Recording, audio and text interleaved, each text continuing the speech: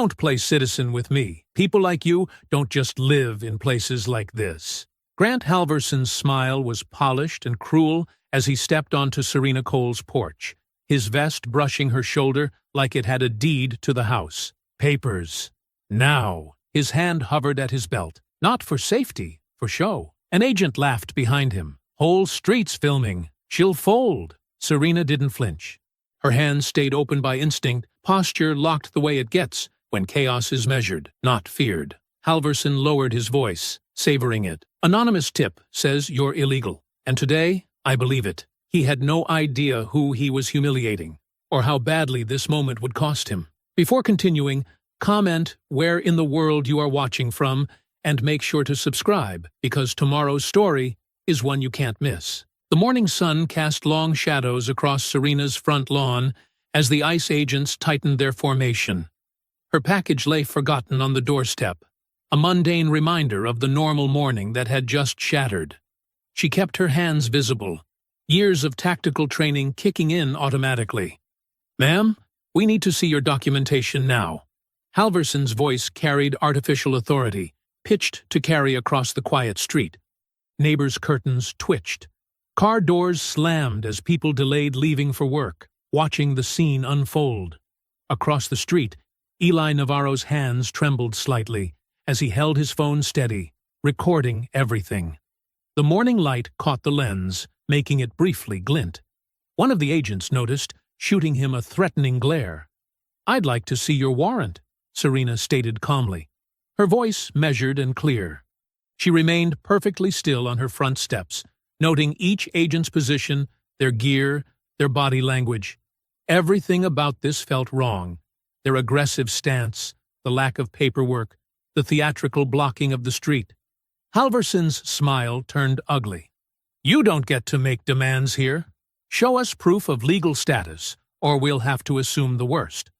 He emphasized worst with obvious relish. "I'm a legal resident in my own home," Serena replied. "You need probable cause and a warrant for this kind of operation." "Listen to her, trying to lecture us about the law," one of the other agents sneered. "They always think they know better." Halverson took another step closer, invading her personal space. His badge read ERO Supervisor, but he'd angled it to make the number unreadable. "Anonymous tip gives us all the cause we need. Unless you've got something to hide?" Serena noted how the other agents had spread out, using standard containment positioning. They were creating a show of force for the growing audience of neighbors, while also cutting off potential escape routes. Professional, practiced, predatory. "Hey!" Eli's young voice carried across the street. "She hasn't done anything wrong. You can't just shut that camera off, kid," an agent barked, starting to move toward him. "This is a federal operation." "Stay where you are, please," Serena called out to Eli, her tone calm but commanding. "You have every right to film." She turned back to Halverson. "And you know that's true." Halverson's face darkened. He gestured to his men, who moved in closer. Always trying to make things difficult. Always got to be the troublemaker. His voice dropped lower, meant for her ears only. "But that's what your kind does, isn't it? Push back, 'cause problems act entitled." More neighbors had emerged onto their porches now. Mrs. Rodriguez from next door stood with her arms crossed, her face a mask of concern. Mr. Wilson from across the way was on his phone, likely calling someone for help. But help wouldn't come in time. Serena could read the situation clearly. "I'm going to reach for my phone," she stated clearly, movements slow and deliberate. "I'll call my lawyer." "No phones?" Halverson snapped, nodding to the agent nearest her. The man immediately moved to grab her arm, his grip unnecessarily tight. "Take your hands off me," Serena warned, her voice still steady, but carrying an edge of steel now. "You have no legal right." "Stop resisting!" Halverson shouted, loud enough for the whole street to hear. The performance was beginning in earnest now. Another agent grabbed her other arm, both men using far more force than necessary against someone who hadn't shown any aggression. "She's not resisting!" Eli yelled, his phone still recording. "You're hurting her!" Serena felt the cold metal of handcuffs against her wrist. She kept her breathing controlled, analyzing her options. The agents were escalating intentionally, trying to provoke a reaction they could use to justify whatever came next. Their grips were amateur, trained for intimidation rather than proper restraint technique. "Last chance," Halverson leaned in close, his breath hot against her ear. "Show us papers right now, or this gets much worse for you." The metal of the cuffs bit deeper. Neighbors were shouting now. Eli had moved closer, still filming despite the agent's threats. The morning sun caught the badge on Halverson's chest, and Serena caught his full name and number at last. She committed it to memory, along with every other detail of this moment. The entire scene had taken less than 5 minutes, but Serena could see exactly how it would play out. These men weren't here to verify anything. They had already decided who she was and what would happen next. The operation had been designed to humiliate, to demonstrate power, to remind everyone watching that they could be next. The peaceful morning shattered as an agent yanked Serena's arm, the force unnecessary and deliberately painful. She stumbled against her front door, the wooden frame shuddering from the impact. The sound drew more neighbors from their homes, faces appearing on porches up and down the street. "Stop resisting!" the agent holding her shouted, though Serena hadn't moved. His grip tightened until her fingers began to tingle. "I'm not resisting," Serena stated clearly, keeping her voice steady despite the growing pressure on her joints. She maintained her practiced stillness, developed through years of high-stakes situations far more dangerous than this. Another agent slammed his palm against her shoulder, driving her harder into the doorframe. The impact rattled her teeth, but she didn't flinch. Mrs. Rodriguez gasped from her porch next door, clutching her morning coffee mug like a shield. "What's happening? Why are you hurting her?" Eli's voice cracked with teenage outrage as he recorded everything on his phone. The morning light caught his lens perfectly, documenting each abuse in crystal-clear detail. "Ma'am, you need to comply immediately," one agent sneered, his badge conveniently turned away from view. "Though you people always act confused when the law catches up, don't you?" Serena kept her hands open and visible, her breathing controlled. She'd been trained to endure far worse than this. Each insult, each unnecessary shove, each moment of escalation, she catalogued it all with professional precision. "I have the right to know why I'm being detained," she said calmly, even as they twisted her arm further behind her back. "Rights?" An agent laughed, the sound ugly and sharp in the morning air. "You've got no rights until you prove you deserve them." More neighbors emerged now. "Mr.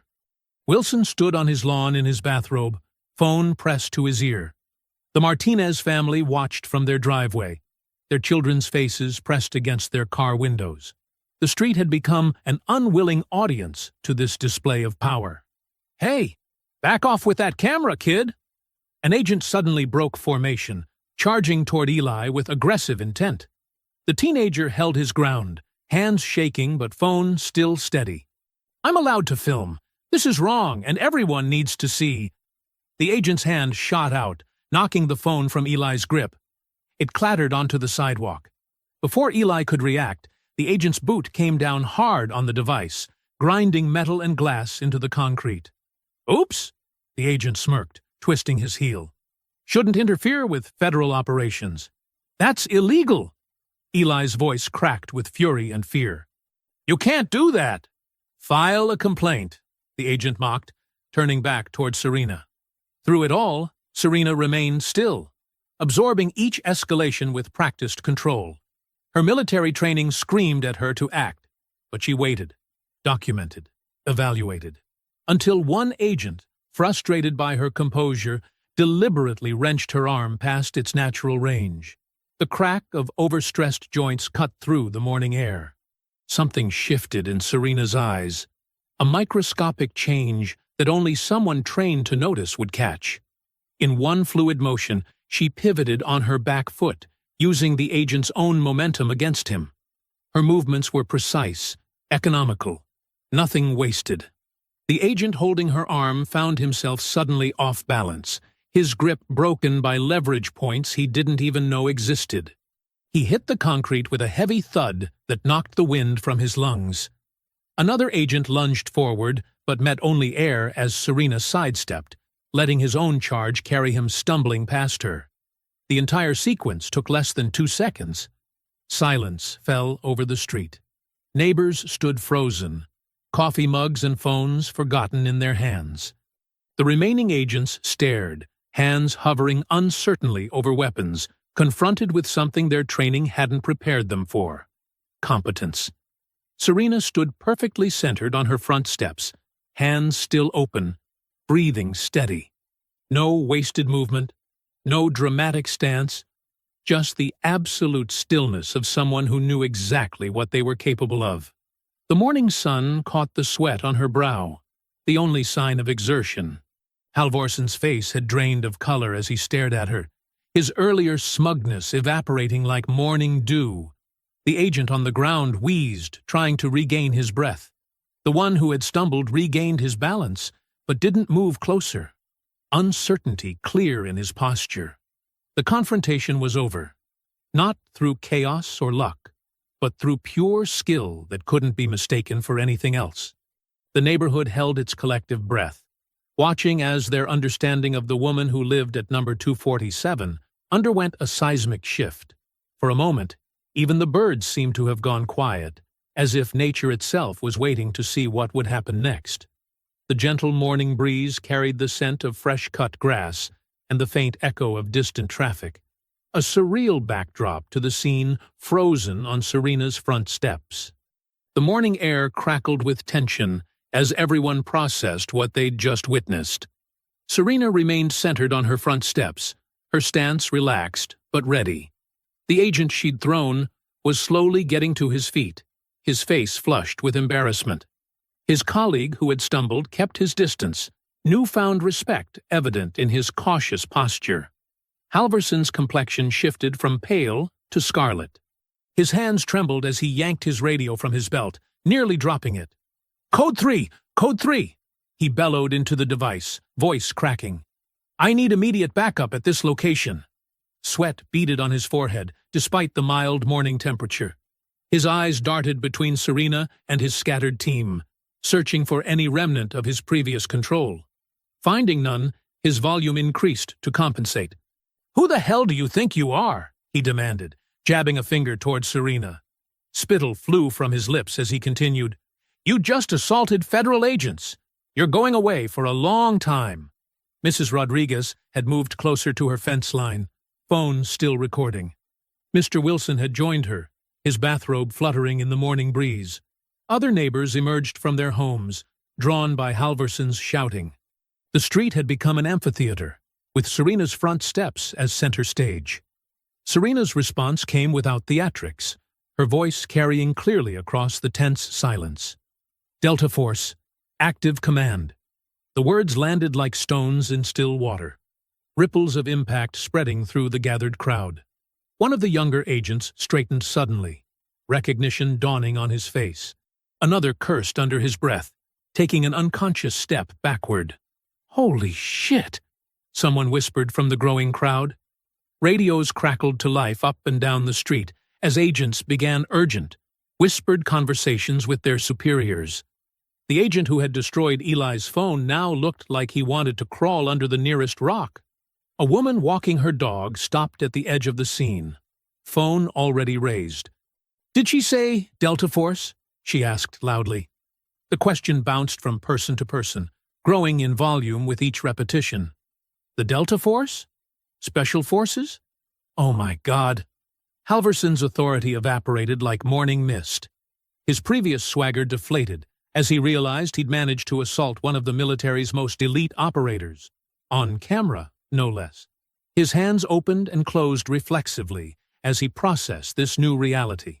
The teenage neighbor, Eli, had borrowed his mother's phone and was still recording. "What's Delta Force?" he asked, his voice carrying in the quiet. "Special Operations," Mr. Wilson answered, his voice filled with awe. The retired Army veteran straightened his bathrobe with newfound purpose. "The best of the best. They don't even officially exist." More whispers rippled through the crowd. Someone had pulled up a search on their phone, reading quietly about counterterrorism and classified missions. The neighbors who had watched Serena jog past their homes for months now saw her in an entirely new light. The morning sun continued its climb, casting long shadows across Serena's yard. A newspaper delivery car crept past, the driver slowing to stare at the scene. The sound of distant sirens grew closer, Halverson's backup responding to his call. Serena hadn't moved, hadn't raised her voice, hadn't made any attempt to capitalize on the revelation. She stood like someone who had nothing to prove, her calm presence more commanding than any shouted order. Several of the original agents began looking at their watches, suddenly remembering other appointments. One murmured something about paperwork and started edging toward his vehicle. The temporary holding pattern was clear. Nobody wanted to be the next one to put hands on a Delta Force commander. Halverson's face twisted as he watched his authority dissolve. His career flashed before his eyes. The comfortable office, the power to make others squirm, the satisfaction of being untouchable. All of it threatened by this woman who refused to behave like a victim. A bead of sweat rolled down his temple as he realized he had two choices: back down and lose face in front of his team, or double down and pray his superiors would back his play. His ego made the decision before his brain could catch up. "You think that matters here?" he snarled, though his voice lacked its earlier confidence. "You think a fancy title puts you above the law?" The gathering crowd muttered in disapproval. Someone booed. Halverson's head snapped toward the sound, his face darkening further. "I don't care if you're Delta Force, Navy SEALs, or the Queen of England," he continued, voice rising to drown out the crowd's reaction. His authority was crumbling, and he knew only one way to respond: more force, more volume, more dominance. "You resisted, federal officers. You attacked my men." The backup sirens grew louder, multiple vehicles by the sound of it. Halverson drew himself up, clinging to his last shreds of control. His next words came out as a desperate snarl, loud enough to echo off the houses. "Take her anyway!" The agents moved with artificial confidence, forming a tight circle around Serena. Their earlier hesitation had transformed into desperate compliance as Halverson barked orders. Two agents drew their tasers, hands trembling slightly as they aimed at her chest. "For officer safety," Halverson announced loudly, his voice carrying across the lawn. "Subject has demonstrated hostile intent and combat capabilities." Serena remained still, her military training screaming against every survival instinct. She knew escalation would only feed their narrative. Her eyes locked onto Halverson's face, memorizing every detail. The sweat on his upper lip, the tension in his jaw, the way his left eye twitched. "Last warning," one agent called out, his taser wavering. "On the ground now!" The neighborhood watched in horrified silence. Mrs. Rodriguez clutched her phone tighter, tears streaming down her face as she continued recording. Mr. Wilson had taken 2 steps forward before his wife grabbed his arm, holding him back. The taser barbs struck Serena's chest like angry hornets. Her muscles locked as electricity coursed through her body. She fought to stay upright, but physics won. Her knees buckled, and she hit the grass hard. The impact knocked the air from her lungs. "Stop it!" Eli shouted from across the street. "You can't do this!" Halverson spun toward the teenager's voice. "Shut your mouth, kid, unless you want to join her." 2 agents grabbed Serena's arms, dragging her across her own lawn. Her combat boots left twin trails in the morning dew. The grass was cool against her cheek, the sensory detail oddly sharp despite the aftermath of the taser. Her wrists were wrenched behind her back, cuffs ratcheting too tight. The metal bit into her skin. "Phone check, now!" Halverson ordered his team. "Confiscate everything recording. Interference with federal agents is a felony." Agents spread out, snatching phones from shaking hands. Mrs. Rodriguez tried to back away, but an agent cornered her against the fence. "Hand it over, ma'am. Don't make this worse." Eli's broken phone lay scattered across the concrete, its screen a spiderweb of cracks. The memory card had popped loose in the impact, and an agent's boot came down on it deliberately. "Oops," he smirked, grinding the plastic into fragments. Mr. Wilson found his voice. "This is wrong. She's a soldier, for God's sake." "She's a subject resisting lawful authority," Halverson shot back. "Anyone else want to question federal jurisdiction? We've got room for more." The neighbors fell silent, but their faces showed everything. Disgust, fear, helpless rage. A child started crying somewhere, quickly hushed by a parent. Serena's heart hammered against her ribs as they half-carried, half-dragged her toward the waiting van. The taser's effects were fading, replaced by a deep muscle ache. But her mind remained crystal clear, cataloging every detail with military precision. She recognized the model of van, standard issue for ICE field operations. She counted agents, noted positions, memorized faces. Most importantly, she understood exactly what Halverson had just done. This wasn't a mistake anymore. This was knowing and willful detention of a federal warfighter without cause. They lifted her roughly into the van's cargo area. No seats, just bare metal floor. Standard procedure for short transport to processing. Her shoulders slammed against the interior wall as they shoved her inside. "Enjoy the ride," Halverson sneered. "Maybe you'll learn some respect for real authority." Serena said nothing. Her silence seemed to unnerve him more than any response could have. He avoided her direct gaze as he stepped back. The van's rear doors swung shut with a heavy clang, cutting off her view of the neighborhood. Through the metal wall, she heard Halverson shouting final threats at the witnesses. The engine rumbled to life. Sirens wailed in the distance, local police responding far too late to matter. The van lurched forward, tires crunching over her scattered mail. Serena braced herself against the movement, using her legs to stay somewhat stable. The metal floor was cold through her running clothes. The cuffs bit deeper with every bump and turn. Morning traffic sounds filtered through the van's walls.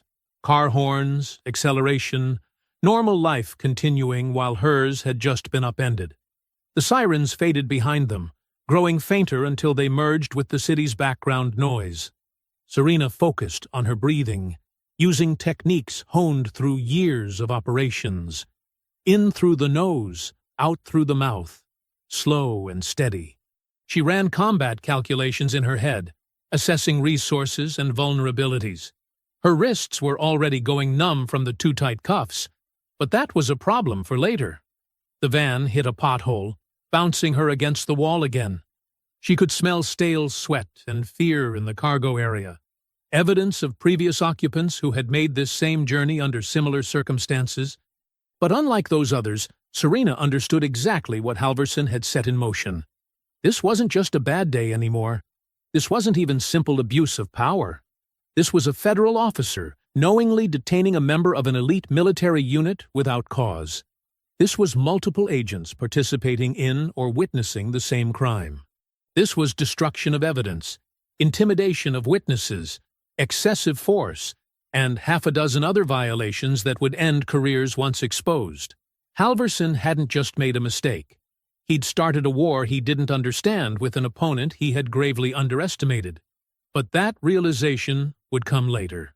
For now, the van carried her deeper into the city, away from her home, into a system designed to make people disappear. Late morning sunlight filtered through narrow windows high in the processing center's holding room, casting harsh shadows across institutional green walls. Serena sat perfectly still on the metal bench, her wrists raw from hours in the same tight cuffs. The room smelled of industrial cleaner and stale sweat. Through the thin walls, she could hear the constant buzz of fluorescent lights and fragments of conversation from the processing area. Phones rang unanswered. Printers churned out paperwork. Someone laughed too loudly at a joke she couldn't make out. An agent appeared at the reinforced glass window, tapping his pen against a clipboard. "Cole?" he called out, deliberately mispronouncing her name. "Says here you're claiming military status?" "Not claiming. I am active Delta Force Command." Serena kept her voice steady, professional. "My ID number is—" Yeah. He waved his hand dismissively. Everyone's got a story. Stand up. Face the wall. Two guards entered, their boots squeaking on the linoleum. They patted her down again, the third time since arrival, before escorting her to a processing desk. The fluorescent lights buzzed louder out here, reflecting off white walls and metal surfaces. Name? The intake officer didn't look up from his computer. Commander Serena Cole, my military ID. Sorry, system's showing Sarah Cole's. He shrugged. Probably what was entered at pickup. Can't change it now. That's incorrect. I need to make a phone call. Phones are down for maintenance. He stamped several forms without reading them. Next station. They moved her through a series of checkpoints, each one stripping away another layer of identity. Her running clothes were exchanged for an orange jumpsuit. Her shoelaces were confiscated. Her requests for legal representation were met with blank stares or vague promises to pass it along. In the medical screening room, a tired-looking nurse barely glanced at the abrasions on Serena's wrists from the too tight cuffs. Minor irritation, she noted. Nothing requiring treatment. I need to contact my commanding officer. Serena tried again. This is a serious... Above my pay grade, the nurse cut her off. I just do intake screening. Outside the facility's walls, Serena couldn't know that fragments of Eli's video were already spreading across social media. Clips showing ICE agents attacking a black woman on her own porch. The taser deployment. The phone destruction. All of it uploaded and taken down repeatedly as accounts were flagged and suspended. Local news stations teased the story in brief segments, but offered no follow-up, no investigation, no demands for accountability. By early afternoon, an ICE spokesperson appeared at a hastily arranged press conference. He stood at a podium, hands clasped professionally, voice calm and rehearsed. This morning's enforcement action was conducted lawfully and appropriately, he stated. While we cannot comment on specific cases, all procedures were followed according to established protocol. Any claims to the contrary are being investigated internally. Back inside, Serena sat in yet another holding room, watching shadows creep across the floor as the day wore on. Her requests for a phone call were met with different excuses each time. The public defender's office was notified, but never reached. Her military ID number was entered incorrectly 3 times before being dismissed as unverifiable. She recognized the pattern. This wasn't chaos or incompetence. It was design. Every mistake created another layer of bureaucratic distance between her and accountability. Every system error bought them more time. Every policy requirement pushed her deeper into a maze built to exhaust resistance. The afternoon crawled by in 15-minute increments marked by guard shifts and overhead announcements.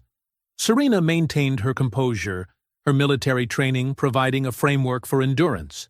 She logged each interaction, each denial, each procedural requirement in her memory. The system expected anger, expected protests. She gave them neither. Around 5 o'clock, movement in the hallway signaled a shift change. New guards appeared, checking clipboards and comparing notes. Through the window, Serena could see the parking lot shadows lengthening as evening approached. "Transport time," a guard announced, entering with restraints. "Stand up. Face the wall." They secured her in a chain between 2 other detainees. The group shuffled through a series of security doors, emerging into the cooling evening air. A white bus waited in the loading area, its windows tinted dark, its destination undisclosed. The other detainees spoke quietly in Spanish and Creole, their voices tight with fear. Serena noted the bus company's name, a private contractor she'd never heard of. The driver didn't wear a uniform, just a company polo shirt with no visible ID. They were loaded efficiently, secured to the seats with additional restraints. No paperwork was visible. No destination was announced. The bus's engine rumbled to life as the sun dipped toward the horizon, casting long shadows across the empty parking lot. Through the tinted window, Serena watched the processing center recede. The facility's lights flickered on automatically as dusk approached, illuminating the American flag that hung limp and still in the evening air. Traffic moved normally on the nearby streets, drivers unaware or unconcerned about the bus and its cargo of disappeared people. The bus turned onto the main road, merging with commuter traffic heading home for the day. No one looked twice at the unmarked vehicle. No one questioned its purpose or destination.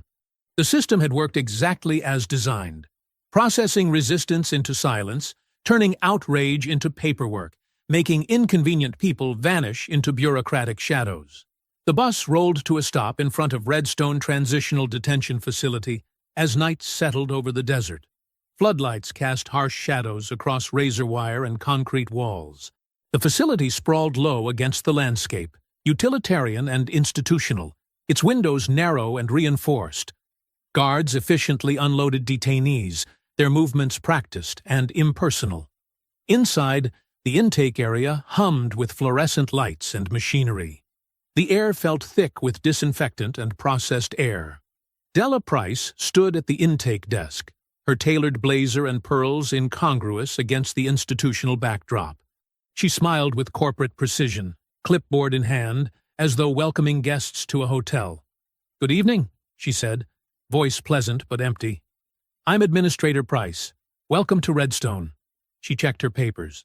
"Ah, yes, our special guest, the commander." Two female guards led Serena to a processing room. "Strip search," one announced flatly. "Standard procedure."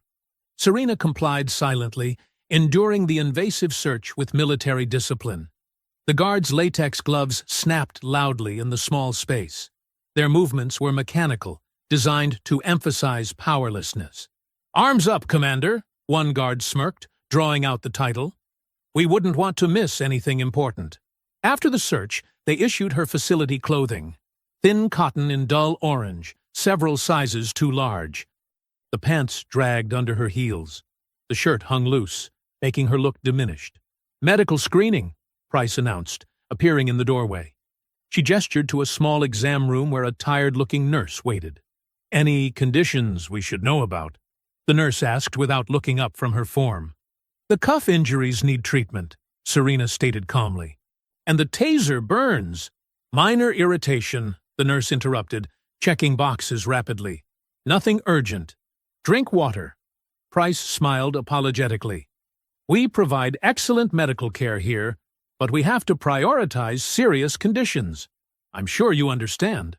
They led her through security doors to the housing unit. The space was packed tight, bunks crowded together, belongings crammed into small lockers. The air felt stale and heavy with too many bodies breathing the same recycled oxygen. Women lay on bunks or sat in small groups, speaking softly in multiple languages. Their faces showed bone-deep exhaustion. Some watched Serena with dull curiosity. Others kept their eyes down, trained by experience to avoid attention. "Your assigned bunk," a guard indicated, pointing to an upper mattress. "Count is at 600. Medical requests go through proper channels, no exceptions." "Yes, Commander," another guard added with exaggerated deference. "Wouldn't want to upset the chain of command." Serena climbed onto the thin mattress, noting how it sagged in the middle. From this vantage point, she had a clear view of the unit's layout. 2 guard stations, 4 cameras with obvious blind spots, emergency exits that stayed locked. She logged the details automatically, her training turning observation into tactical assessment. The guards' patrol pattern was obvious: clockwise rotation, 15-minute intervals, 3 blind spots between loops. Staff changes happened at predictable times. Camera coverage failed to reach several corners. The facility's security relied more on bureaucracy than actual vigilance. A woman in the next bunk coughed deeply, the sound wet and concerning. No one responded. No staff checked. The message was clear. Illness was expected. Help was not. "Medical line is tomorrow," someone whispered in Spanish. "But they never have enough time to see everyone." Serena watched Price conduct an evening walkthrough, heels clicking precisely on concrete. She stopped to speak with guards, her corporate smile never wavering. This was a business transaction to her. Human cargo managed for profit margins. A young woman sobbed quietly in the corner, fresh from intake. The sound carried in the enclosed space. Other detainees offered quiet comfort in various languages, a solidarity born of shared powerlessness. "First night's the hardest," an older woman said softly. "But you learn to sleep through anything here." The overhead lights flickered, a warning. Women hurried to finish bathroom routines and last-minute preparations. Some knelt quickly beside bunks, prayers whispered urgently before darkness. Without warning, the lights shut off completely. The darkness felt absolute for several seconds, before eyes adjusted to faint light from the guard station. The unit filled with nighttime sounds, coughing, crying, murmured prayers in a dozen languages. Someone shifted on a creaking mattress. Another stifled a sob. Serena lay still, fully awake, cataloging each sound and movement. The guard's flashlight beams swept past on schedule. Keys jingled at the station. A door opened and closed somewhere in the facility. The ventilation system hummed steadily, recycling the same tired air. More coughing echoed in the darkness. Deep, concerning sounds that should have prompted medical attention. Whispered conversations carried across the unit, detainees sharing fragments of hope and fear in muted tones. "My children," someone whispered in the dark. 3 weeks now. No word. "The lawyer promised," another voice responded. "But no one comes." "Pray with me, sister," a third voice offered quietly. The night settled into a rhythm of suppressed sounds, the language of contained humanity. Bodies shifted on thin mattresses. Someone hummed softly. A lullaby, perhaps. The guard's boots marked time with mechanical precision. Serena remained motionless, but her mind worked steadily, mapping the facility's patterns. Every sound, every movement, every procedure revealed something useful. The system's power relied on isolation and hopelessness. But patterns meant predictability. Predictability created opportunity. A woman began to pray softly in Arabic, her words a whispered lifeline in the darkness. Others joined in their own languages, Spanish, Creole, Mandarin, a multilingual chorus of faith and desperation. The sound wove through the shadows, bridging the spaces between bunks, between lives interrupted and futures uncertain. The guard's flashlight beam cut through the darkness again, right on schedule. Keys jingled. The ventilation hummed. In the corner, someone still sobbed quietly, the sound muffled by a thin blanket. The fluorescent lights snapped on at 5:45 a.m., harsh and sudden. Guards moved through the unit, banging batons against metal bed frames. "Line up! Count time!" A guard's voice echoed off concrete walls. "Everyone on your feet!" Women scrambled from bunks, pulling on orange uniforms, rushing to form lines. Some had clearly slept in their clothes, prepared for this daily ritual. The air filled with shuffling feet and whispered prayers. Serena took her place, noting how the woman next to her trembled slightly. Maria Santiago, she'd learned last night. 3 weeks detained, diabetes requiring regular insulin. The medical staff kept losing her paperwork. Eyes forward. "No talking!" Guard Jenkins paced the line, his badge gleaming under fluorescent lights. Administrator Price stood at the unit entrance, tablet in hand, watching with corporate detachment. 5 minutes into count, it happened. A woman 3 spaces down swayed visibly. Her hand clutched her chest, face gray with pain. Sweat beaded on her forehead despite the morning chill. "I can't. My chest," she gasped in heavily accented English. "Please, help." "Stay in line," Jenkins barked. "No disruptions during count." The woman's knees buckled. 2 detainees moved to catch her, but Jenkins stepped forward threateningly. "Back in line. Now!" "She needs medical attention," Serena stated firmly, her command voice cutting through the tension. "This could be cardiac." "Another backseat doctor," Jenkins sneered. "It's just anxiety. They all panic sometimes." The woman slumped to the floor, breathing in sharp, painful gasps. Her eyes rolled back, showing whites. Someone started praying rapidly in Spanish. Price finally looked up from her tablet. "If you're truly unwell, we'll add you to medical call-out," she said smoothly. "But disrupting count means disciplinary action. Your choice." The woman tried to respond but could only wheeze. Her fingers clawed at her chest. "Medical emergency," Serena announced loudly, making sure other guards could hear. "Time is 06:03. Patient presenting with chest pain and respiratory distress." Jenkins stepped closer, baton tapping meaningfully against his leg. "One more word, and you're in segregation, Commander." The woman on the floor made a terrible choking sound. Still, no one moved to help. "Back to count positions," Price ordered crisply. "We'll handle this after proper procedures are complete." The count dragged on for 20 more minutes.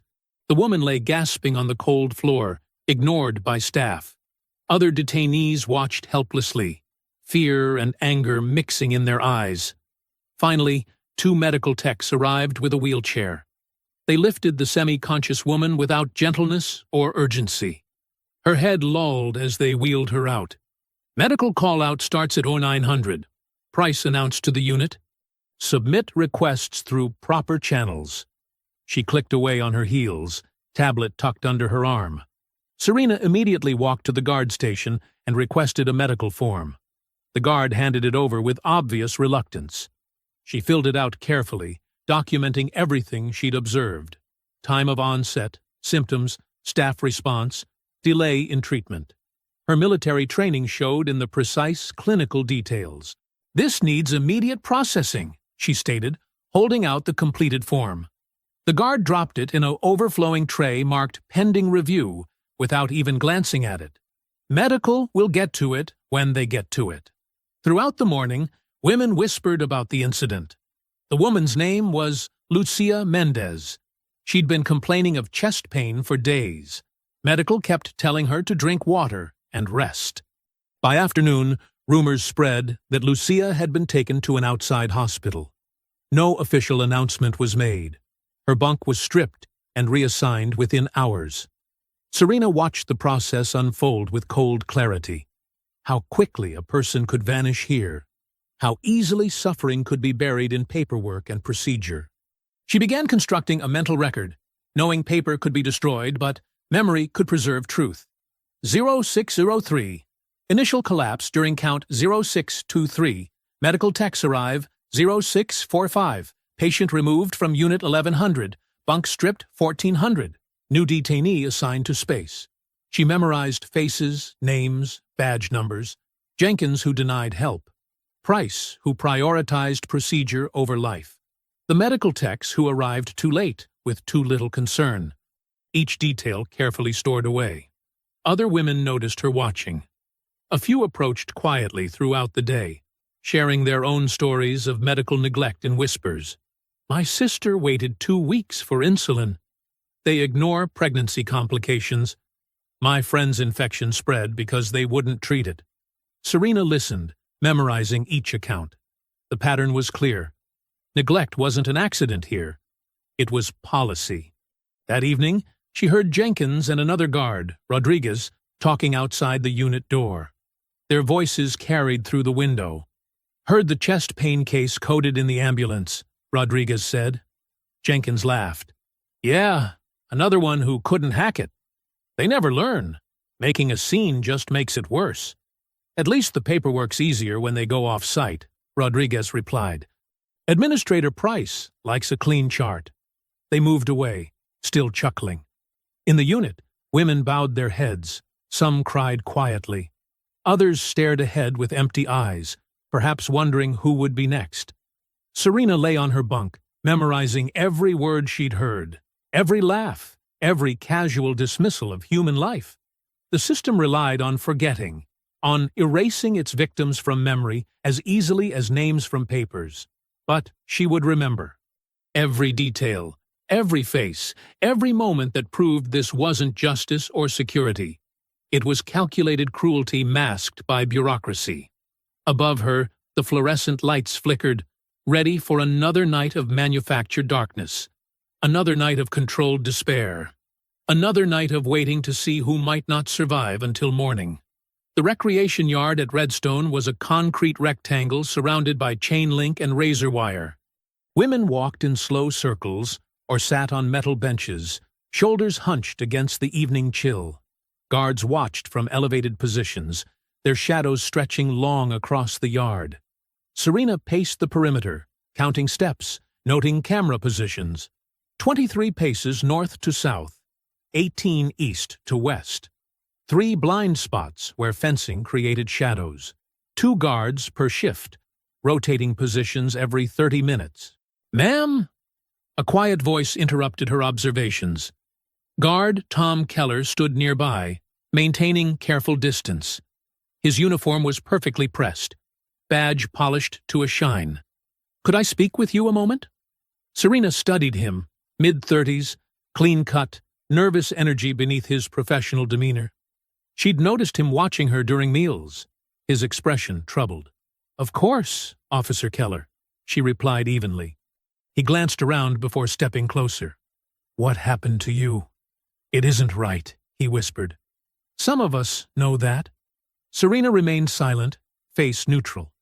Let him talk. "Look, I can help," Keller continued. "There's a proper grievance process. If you file the right paperwork, through the right channels—" He slipped a form from his pocket, folding it small. "I'll make sure it gets where it needs to go." Serena accepted the paper without expression, though warning bells rang in her mind. His eagerness felt rehearsed, his sympathy too convenient. "That's very kind," she said carefully. "Just be detailed," Keller added. "Names, dates, everything that happened. I'll handle it personally." Serena nodded once, tucking the form away. She'd seen this before in combat zones. The friendly local official who offered help while feeding intelligence to the enemy. The seemingly sympathetic guard who set up prisoners for attempted escape. "Recreation time's ending!" another guard shouted. "Line up for return to units." Keller stepped back, resuming his professional distance. "Good luck, ma'am," he said, loud enough to be heard. Back in her bunk, Serena examined the form under harsh fluorescent light. Standard grievance paperwork, but something about the routing numbers seemed wrong. She'd memorized facility procedures during intake. This didn't match. Still, she began filling it out, choosing words with military precision. No emotions, just facts. Times, locations, badge numbers, a record that couldn't be twisted. Women around her prepared for lights out, changing clothes, washing faces, whispering prayers. The unit smelled of industrial cleaner and unwashed bodies. Someone 2 bunks over coughed wetly. Another ignored medical request. Serena had just finished writing when heavy boots approached. 3 guards entered the unit, equipment jingling. "Cole!" the lead guard barked. "On your feet! Hands where we can see them!" Women scrambled away as the guards surrounded her bunk. Through the unit windows, she glimpsed Keller watching, face carefully blank. "Turn around! Hands behind your back!" Cold steel closed around her wrists. The guards marched her out, past frightened faces and whispered prayers. They brought her to an administrative office where Price waited, looking annoyed at the late hour. On her desk lay Serena's grievance form, already altered with angry scratches and threatening language that wasn't her writing. "Threatening staff is a serious offense," Price said smoothly. "Guard Keller reported you made aggressive statements during recreation. This form confirms a pattern of hostility." Serena saw Keller through the office window, still watching, still blank-faced. A man who'd learned to survive by helping power hurt people. "The form's been altered," Serena stated flatly. "Are you accusing my staff of misconduct?" Price's smile was sharp. "That's another violation. You've left us no choice but to place you in administrative segregation. For everyone's safety, of course." The guards grabbed her arms, steering her down stark hallways. Their boots echoed off concrete. Fluorescent lights buzzed overhead like angry insects. They stopped at a heavy metal door marked Isolation Unit 3.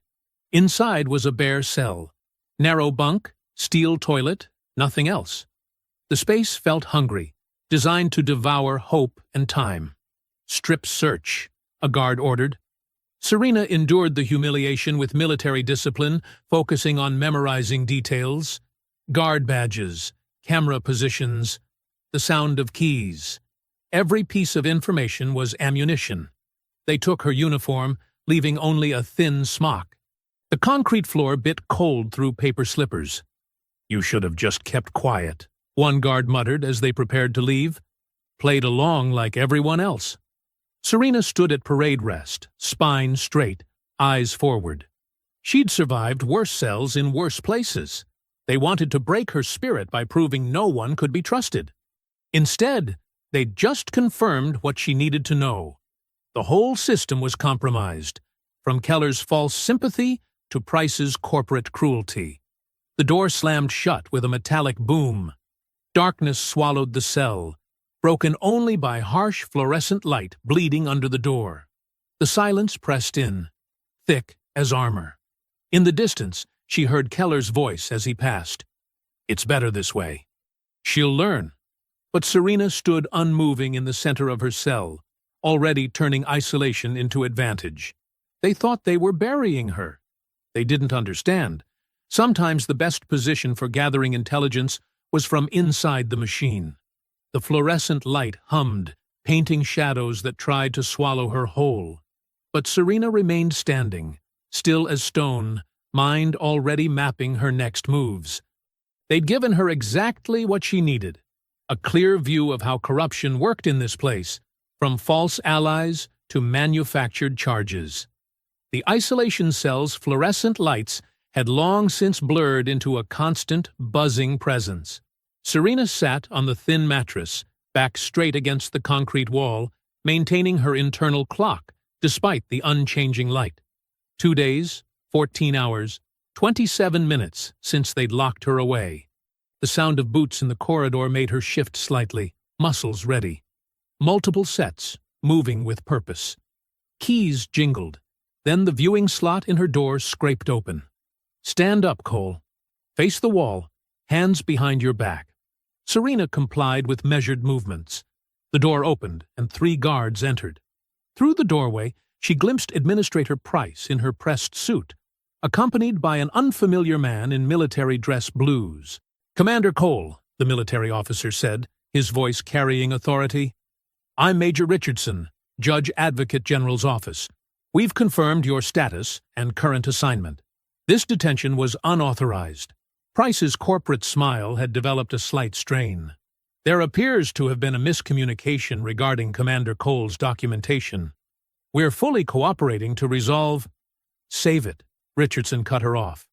"Judge Martinez has ordered her immediate transfer out of ICE custody. I have the paperwork here." Serena remained facing the wall, but her senses tracked every movement, every micro-expression reflected in the polished steel toilet. Price's perfectly manicured nails drumming against her tablet.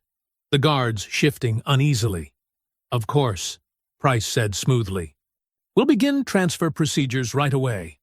Outside the facility, engines rumbled as vehicles arrived. Through the narrow window, Serena caught fragments of noise, chanting, car horns, the distinct sound of protest. "Quite a crowd out there," Richardson commented. "Local news has been covering this story all morning. Veterans groups, church leaders, community organizations, they're all demanding answers." A guard approached with shackles. Serena let them chain her wrists and ankles, noting how they avoided meeting her eyes. The restraints were excessive for transfer, but she recognized the intent. One final show of control. They escorted her through the facility's sterile corridors. Other detainees pressed against cell windows, watching silently. In the medical wing, the nurse who'd ignored countless requests suddenly found paperwork to study. Guard Keller was nowhere to be seen. The intake area smelled of disinfectant and fear.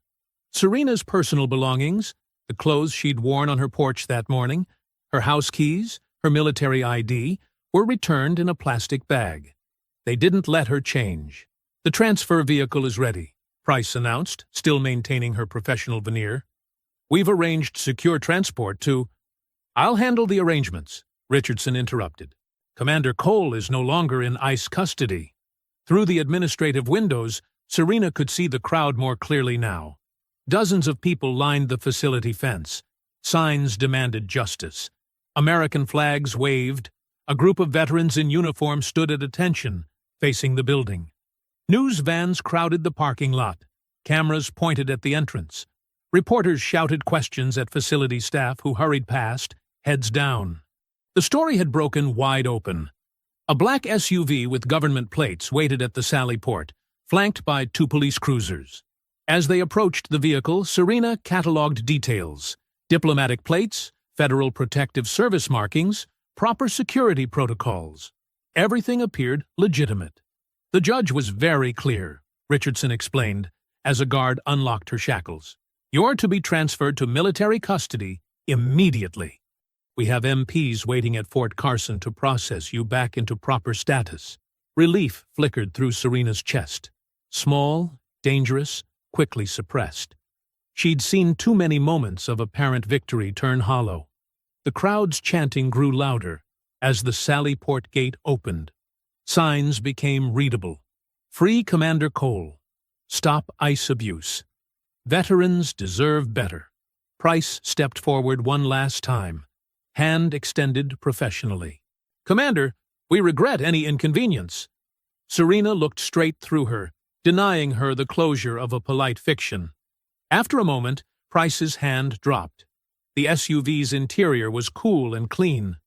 Richardson sat beside her, while 2 armed federal agents took the front seats. As they pulled away, Serena caught a final glimpse of the facility: stark walls, razor wire, and the crowd still growing outside its gates.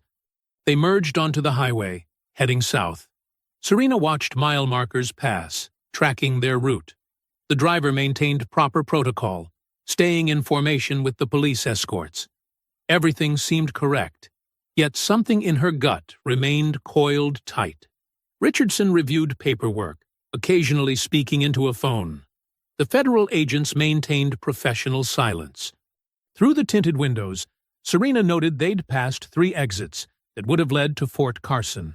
Then the SUV's turn signal clicked on. They were leaving the highway, taking an unmarked exit that curved away from the city. The police escorts continued straight ahead, their red and blue lights disappearing into traffic. Serena sat motionless, mind racing. The road ahead led nowhere listed in her transfer documents. The vehicle's interior suddenly felt smaller, more confined, but she kept her breathing steady, her posture relaxed. She'd learned long ago that the most dangerous moments required the greatest control. The SUV continued down the empty road as afternoon shadows lengthened across the pavement. No other cars followed. No landmarks offered reference. They were heading somewhere deliberately unlisted, and Serena could only wait to learn why. The SUV pulled into a loading bay lit by harsh floodlights. The building looked more like a warehouse than a detention center. No signs, no markings, just concrete walls and security cameras. Serena noted the complete absence of other vehicles or personnel. This wasn't standard procedure. This was deliberate isolation. Richardson's professional demeanor had vanished. He now moved with the stiff urgency of someone following unwanted orders. The federal agents flanked Serena as they led her inside, their earlier formality replaced by cold efficiency. The intake area was smaller than Redstone's, just a single desk and a metal detector. A bored-looking clerk barely glanced up from his computer as they entered. The room smelled of bleach and old coffee. "Processing transfer," the clerk muttered, fingers tapping at his keyboard. "Name?" "Commander Serena Cole," Richardson stated. The clerk squinted at his screen. "Not seeing that. Got a Selena Cole, though. That must be it. Typos happen." His tone made it clear this was no accident. Serena watched her identity being erased with a few keystrokes. Her military rank, her proper name, her entire documented existence, all vanishing behind deliberate errors designed to make her unfindable. They took her fingerprints again, photographed her again, issued her new detention wear. Every step of processing was performed as if she were a new arrival with no prior record. The methodical erasure of her previous detention was happening right in front of her. "Phone call?" Serena asked, knowing the answer. The clerk didn't even look up. "System's down. Maybe tomorrow." A familiar voice came from the hallway, dripping with satisfaction. "Now, isn't this more appropriate?" Supervisor Halverson stepped into view, hands clasped behind his back. He'd changed into a fresh uniform, his badge gleaming under the fluorescent lights.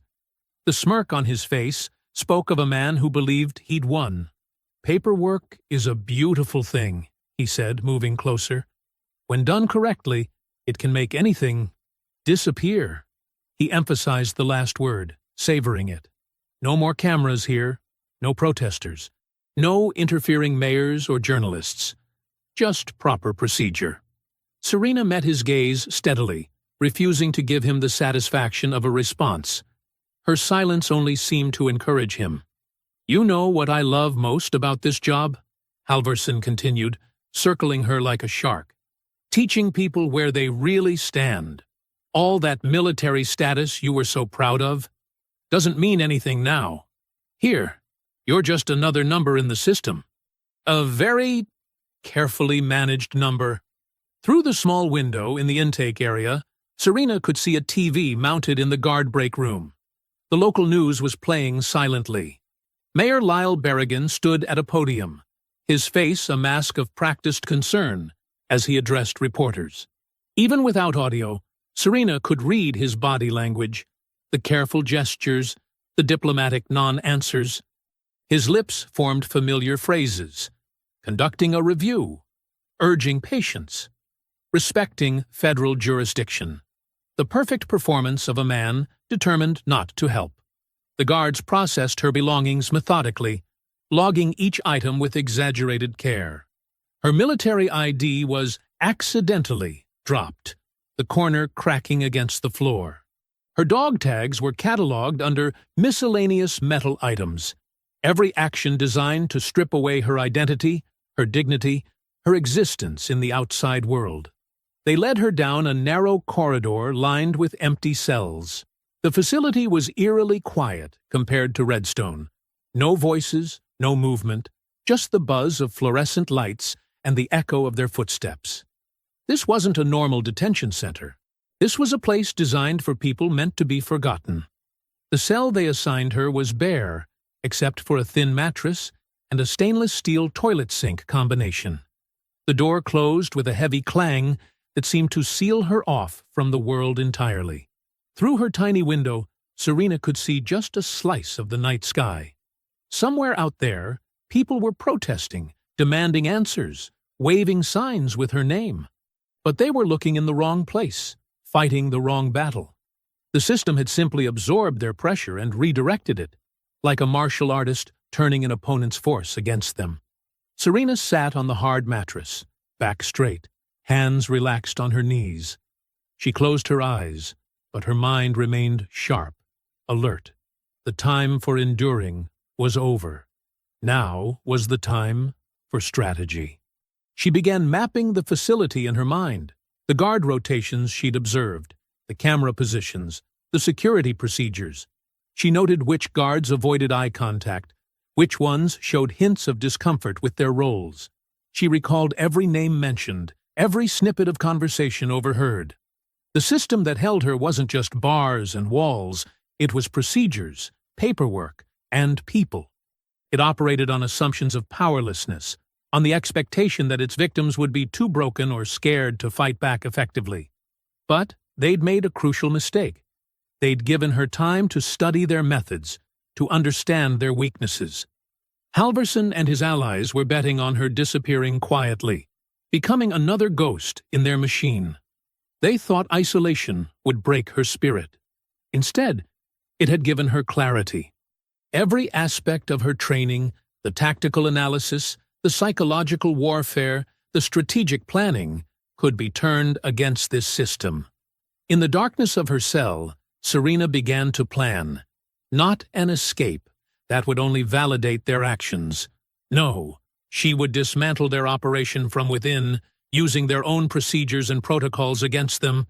They thought they'd buried her. They were about to learn they'd only given her a foundation to build upon. The fluorescent lights flickered to life at 5 a.m., harsh and sudden. Two guards appeared at Serena's cell door, their faces arranged in professional masks that didn't quite hide their anticipation. "Medical screening," the taller guard announced, his voice flat. "Stand and face the wall." Serena complied, noting how they positioned themselves, too close, too eager for an excuse. Their hands stayed near their batons as they cuffed her. The restraints clicked several notches tighter than necessary, but Serena kept her expression neutral. The hallways were empty at this hour.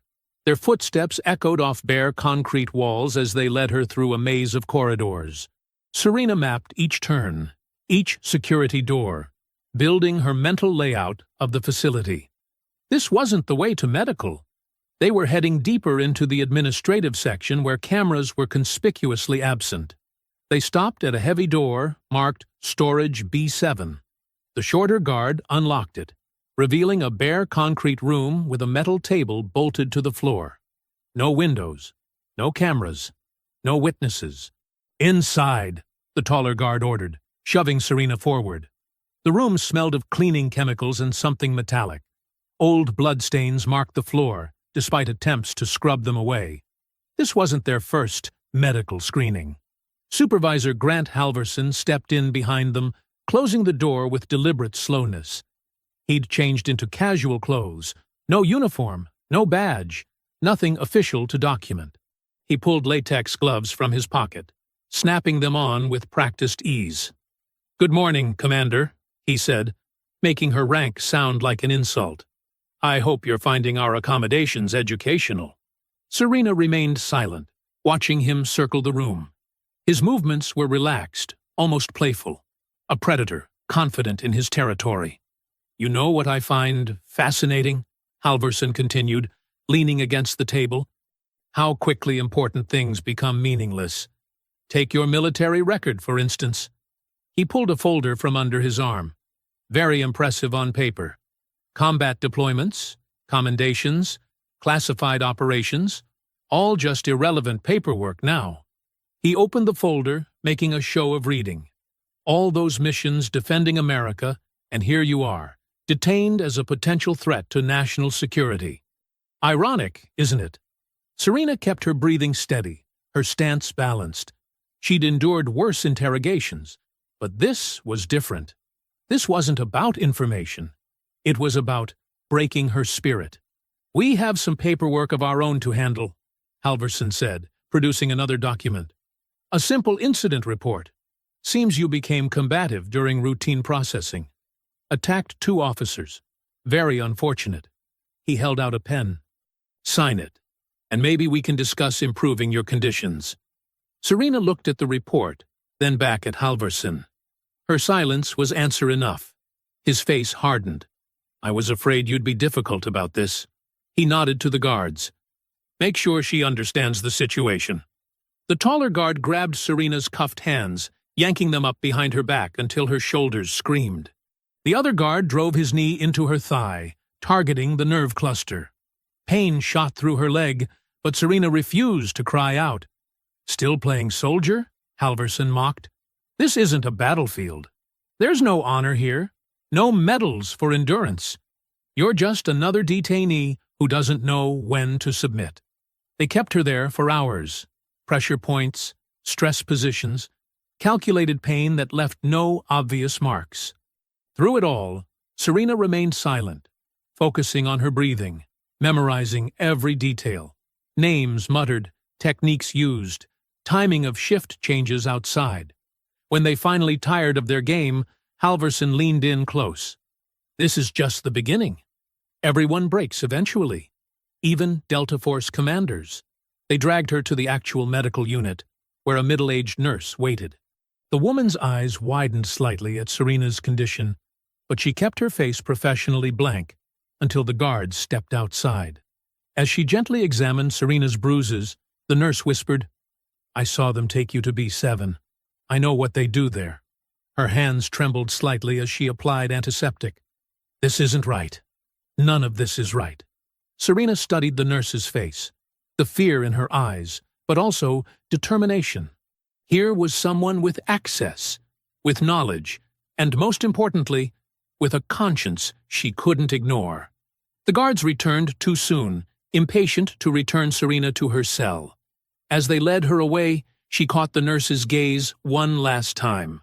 The woman quickly looked down at her charts, but not before Serena recognized the mix of terror and resolve in her expression. Back in her cell, Serena carefully stretched her injured muscles, processing everything she'd learned. Halverson had meant to break her will. Instead, he'd revealed the facility's pressure points, the gaps in surveillance, the shift patterns, and most crucially, the staff members whose humanity hadn't been completely corrupted by the system. Her body ached, but her mind remained sharp. Each burst of pain was a reminder, a data point to be used. They thought they were teaching her helplessness. In reality, they were showing her exactly how their machine worked, and where it could be dismantled. The afternoon sun cast long shadows through the narrow windows of the detention center as Angela Moreno pushed her medication cart down the sterile hallway. Her hands shook slightly as she checked each cell number, her nurse's badge feeling heavier than usual against her chest. The regular guards had grown used to her presence, barely glancing up from their phones as she made her rounds. To them, she was just another cog in the machine, distributing pills and checking vitals with mechanical precision. They didn't notice how her clipboard held more than just medication charts, or how her eyes lingered on certain inmates longer than others. As she approached Serena's cell, Angela's heart hammered against her ribs. She'd watched them bring Serena back from medical screening that morning, saw how she moved with careful precision despite obvious pain. It wasn't the first time she'd witnessed such treatment, but something about Serena's quiet strength had finally crystallized Angela's growing horror into resolve. "Evening medications," Angela announced, her voice steady despite her nerves. She slipped a paper cup with 2 pills through the cell door's meal slot, along with a tiny folded scrap of paper hidden beneath. Serena accepted the cup without expression, but her fingers brushed Angela's deliberately as she took it. The message passed between them in seconds, invisible to the cameras above. 3 hours later, during the chaos of shift change, Angela found herself in the perfect position. New guards were arriving, day shift was leaving, and the cameras in Section C had been malfunctioning since lunch, a regular occurrence that maintenance never seemed to fix. "I need to check her stitches," Angela told the departing guard, gesturing at Serena's cell. It was a lie. Serena had no stitches, but the guard merely shrugged, too eager to leave to question it. Inside the cell, Angela's professional demeanor cracked. "I can't do this anymore," she whispered, hands trembling as she pretended to examine Serena's arm. "Last week, a man died of diabetic shock because they wouldn't let me give him insulin. They said his paperwork wasn't in order." Serena sat perfectly still, her voice barely audible. "How long have you been documenting?" 6 months, Angela replied. "I started taking pictures of the logs after the second preventable death. They make us change the cause of death. Backdate requests for care that never happened. I have proof. Everything's on my personal phone, locked in my locker. Digital evidence is vulnerable," Serena cautioned. "They can claim manipulation or delete files remotely. You need paper copies, stored off-site." Angela nodded. "I started printing key documents last month. Death certificates that don't match our internal records. Care requests that disappeared. Orders to deny treatment that came directly from administration." Outside the cell, voices echoed as new guards settled in. Angela's hands moved automatically through the motions of a medical check while Serena spoke. "Listen carefully," Serena instructed. "Don't trust facility email or phones. No digital trails. When you leave tonight, take only original documents or certified copies. Nothing that could be called a theft of records. Focus on official papers that show contradictions, signatures that don't match, dates that can't be right." "There's a reporter," Angela said. "She's been covering the protests outside City Hall. The veterans and church groups have been there for days, demanding action." Through the tiny window, they could hear those protests even now, a distant chorus of voices carried on the evening wind. The crowd had grown larger each day, led by veterans who recognized Serena's name and elderly church members who brought lawn chairs and refused to leave. Mayor Berrigan's trying to ignore them, Angela continued, but they're not letting him. This morning, Reverend Matthews led his entire congregation to City Hall. They're reading the names of everyone who's died in detention over and over. Serena's expression remained neutral, but her eyes sharpened with interest. The mayor's vulnerable to public pressure. He won't act on principle, but he will act to save his career. It's working, Angela confirmed. An hour ago, he ordered the police chief to cooperate with the state investigation. The chief tried to refuse, but Berrigan threatened to replace him. For the first time, I saw real fear on the administrator's face when she heard. As if to emphasize the point, a new sound cut through the evening air. Sirens, but not the usual patrol cars. These were different, more urgent, drawing closer to the facility.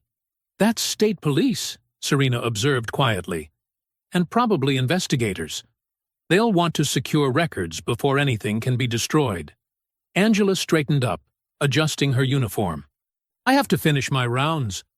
But tonight, when my shift ends... She left the sentence unfinished, but her meaning was clear. Be careful, Serena warned. They'll be watching everyone more closely now. Don't change your routine. Don't act nervous. Just do your job until you walk out that door. Angela nodded, gathering her medical supplies with practiced efficiency. As she turned to leave, she paused. I should have done this sooner. All those people? You're doing it now, Serena cut her off. That's what matters. The cell door clanged shut behind Angela as she pushed her cart toward the next row of cells. Through the window, the sirens grew louder, more insistent. Change was coming. Not in tweets or viral videos, but in official letterhead and court orders. The machine was about to meet something it couldn't ignore. The morning sun had barely cleared the horizon when a fleet of unmarked vehicles swept into the detention facility's parking lot. State police cruisers flanked them, lights flashing. Investigators in windbreakers emblazoned with State Attorney General poured out, carrying boxes and equipment. Grant Halverson stood in the facility's main entrance, his usual swagger deflating as an investigator thrust a thick stack of papers into his hands. Federal warrant, the woman announced. Step aside. This is a federal facility, Halverson blustered, his face reddening. You have no jurisdiction here. I'll need to clear this with... Your superiors have been notified. The investigator cut him off. Federal immunity doesn't cover criminal acts outside the scope of duties. Unlawful detention, assault, evidence tampering, those aren't policy. They're felonies. Teams of investigators moved through the building with methodical precision. They seized computers, copied hard drives, and collected surveillance footage. In the security office, technicians recovered data from confiscated phones, including fragments from Eli Navarro's damaged device. The morning shift guards watched helplessly as their stations were documented and sealed. Several tried calling supervisors, only to find their phones had been temporarily blocked, standard procedure during a raid. Angela Moreno arrived for her shift just as investigators reached the medical wing. She walked straight to the lead investigator, hands steady now, and produced a thick manila envelope. Everything's here, she said quietly. Death certificates, falsified treatment logs, denial of care orders. I've been documenting it for months. The investigator opened the envelope, comparing Angela's records to data they'd already pulled from the facility's servers. Times match perfectly, she muttered. Discrepancies in official causes of death. Multiple instances of backdated paperwork. She looked up at Angela. We'll need your formal statement. A commotion erupted near the main entrance as Della Price arrived, designer heels clicking against the floor tiles. This is completely unnecessary, she announced to no one in particular. We're in full compliance with our contract requirements. Your contract doesn't authorize criminal negligence, an investigator replied, not looking up from his tablet. Or conspiracy to violate civil rights. Price's corporate Polish cracked. We follow all required procedures. Like falsifying death certificates? The investigator finally looked up. Or ordering staff to deny medical care. Those procedures. In a conference room turned temporary interview space, investigators separated the guards for questioning. Most stuck to rehearsed answers about following protocol. But one young guard, faced with evidence of his involvement in Serena's illegal transfer, broke down. "Halverson said we had to make her disappear," he stammered. "Said she was causing trouble, making the agency look bad. We were supposed to lose her paperwork, route her through different facilities until people stopped asking questions." Down in the detention blocks, investigators photographed Serena's injuries and took her statement. She recounted everything with military precision: times, names, specific threats. When they asked about the morning medical screening, she described Halverson's taunts verbatim. Camera crews had gathered outside, alerted by police radio traffic. They filmed as Serena emerged from the facility, walking under her own power despite visible bruises. She didn't speak, didn't need to. The evidence spoke for her. Halvorsen tried retreating to his office, but investigators were already there, boxing up files. His computer had been disconnected, its hard drive removed for analysis. His phone was being dumped for deleted messages. "This is harassment," he snapped. "I was conducting legitimate enforcement actions against a confirmed U.S. military commander." An investigator looked up from a file. "After verification of her identity? That's not enforcement. That's retaliation." "You can't prove intent," Halverson said, but his voice wavered. The investigator smiled thinly. "Actually, we can. Your emails about teaching her a lesson, the orders to transfer her off books, the threats to guards about keeping quiet." She closed the file. "Want to see the rest?" In the hallway where he'd once cornered Serena, where he'd smiled while ordering guards to hurt her, Halverson found himself surrounded by state police. An investigator read him his rights as cameras recorded through the windows. "Grant Halverson, you're under arrest for civil rights violations, conspiracy, assault under color of authority." The handcuffs clicked shut around his wrists. Unlike Serena's detention, this arrest was by the book, fully documented, and completely legal. Halverson's face twisted as he recognized the irony. He was being treated with all the procedural care he'd denied others.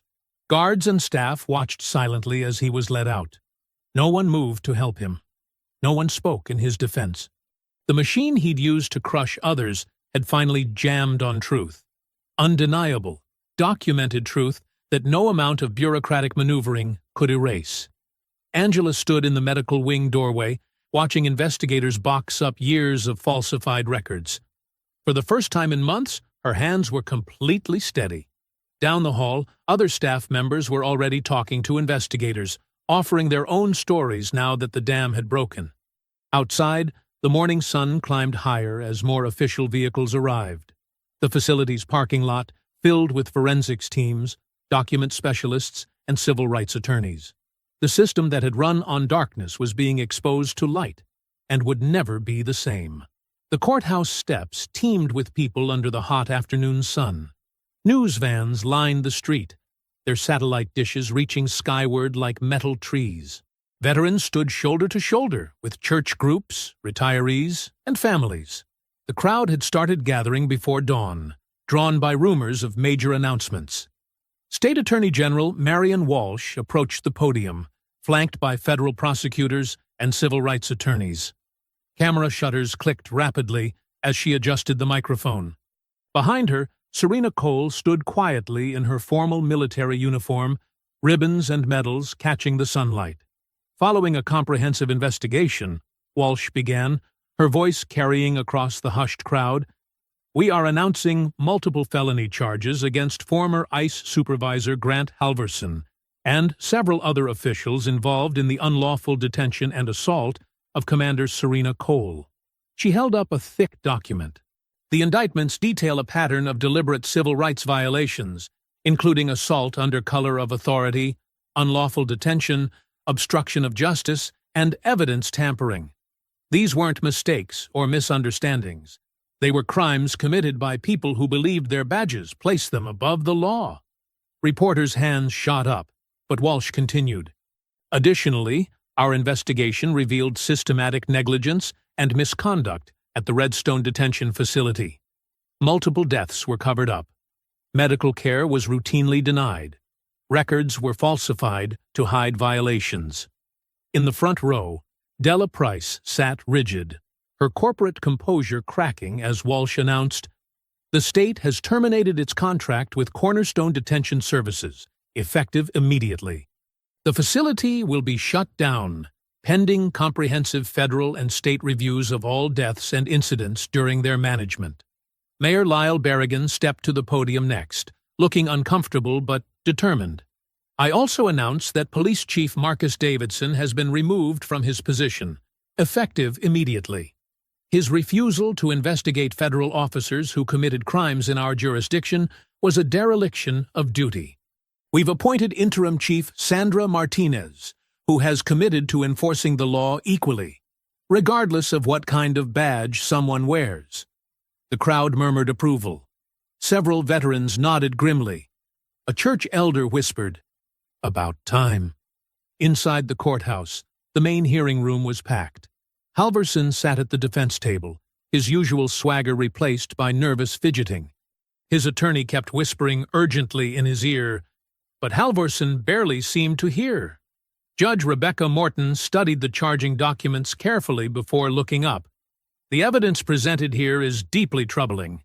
We have video footage, medical records, witness statements, and internal communications showing a coordinated effort to violate Commander Cole's rights, and then cover it up." She fixed Halverson with a stern gaze. "Would you like to address these charges?" Halverson's attorney stood.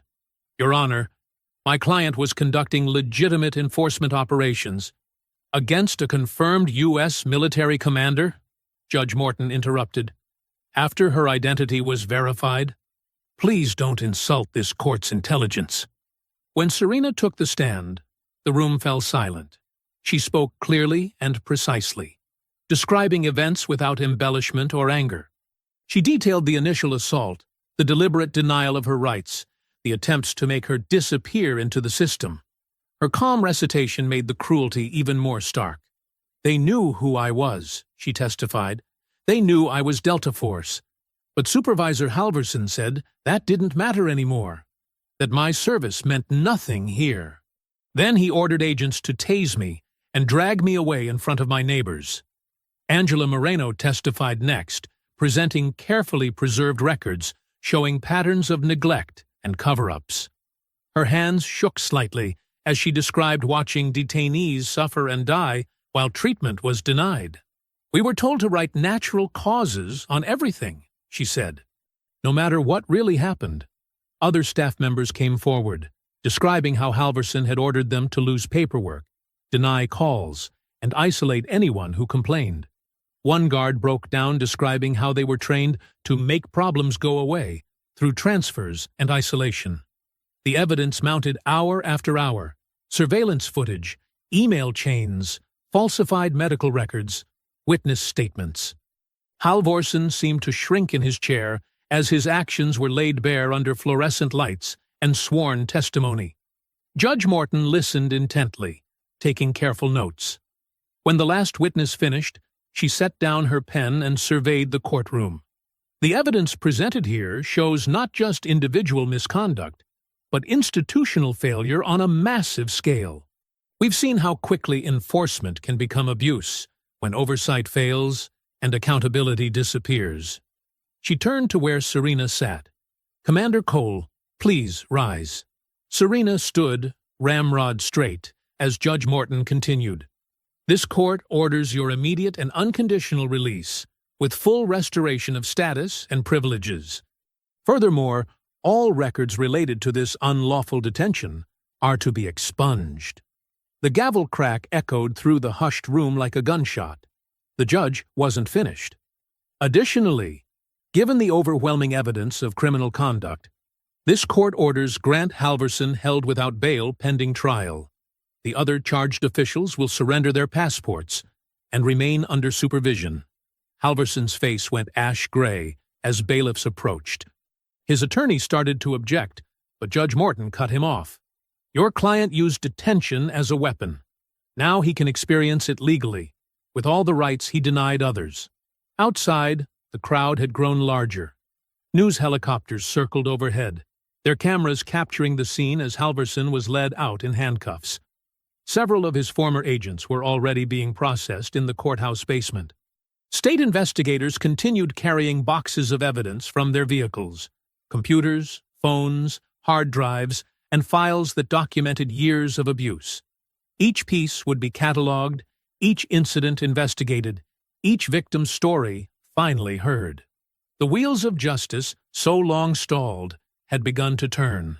Morning sunlight crept across Serena Cole's front lawn, painting long shadows across the same steps where everything had started. The dew sparkled on grass that had been trampled weeks ago by aggressive boots and struggling bodies. Now, that memory felt distant as neighbors began gathering quietly in the cool morning air. Eli Navarro stood with his parents near the maple tree where he'd filmed that first violent encounter. His new phone stayed in his pocket. This wasn't a moment for recording. Other faces appeared gradually. Mrs.